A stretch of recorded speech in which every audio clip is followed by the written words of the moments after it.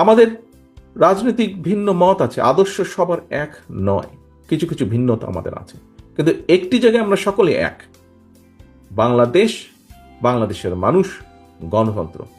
এখানে কিন্তু কোনো বিভেদ নেই। বেসিক বিষয়টিতে আমরা সকলে একত্রিত। সকলকে আমি আহ্বান জানাবো, অনুরোধ করব আমার দলের পক্ষ থেকে, বিগত 15 বছরের আমরা প্রত্যেকটি বিরোধী দলের, রাজপথে থাকা গণতন্ত্রের পক্ষের প্রত্যেকটি রাজনৈতিক দল এই দেশের মানুষের অধিকারকে, রাজনৈতিক অধিকারকে প্রতিষ্ঠিত করার জন্য আমাদের বহু সহকর্মীকে আমরা হারিয়েছি। জুলাই আগস্ট মাসে যে অভ্যুত্থান, জনতার যে অভ্যুত্থান হয়েছে, সেই অভ্যুত্থানে আমরা আমাদের আপনজনদেরকে হারিয়েছি, সহকর্মীদেরকে হারিয়েছি, পরিচিত জনদেরকে হারিয়েছি। আসুন, যেই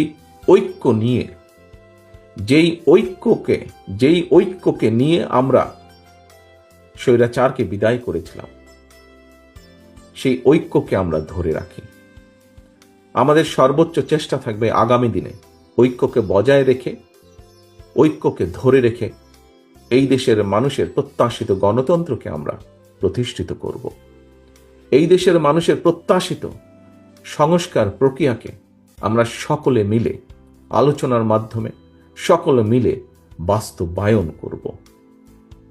এটিই হোক আজকের এই দোয়া মাহফিলের আমাদের শপথ, আমাদের প্রত্যাশা।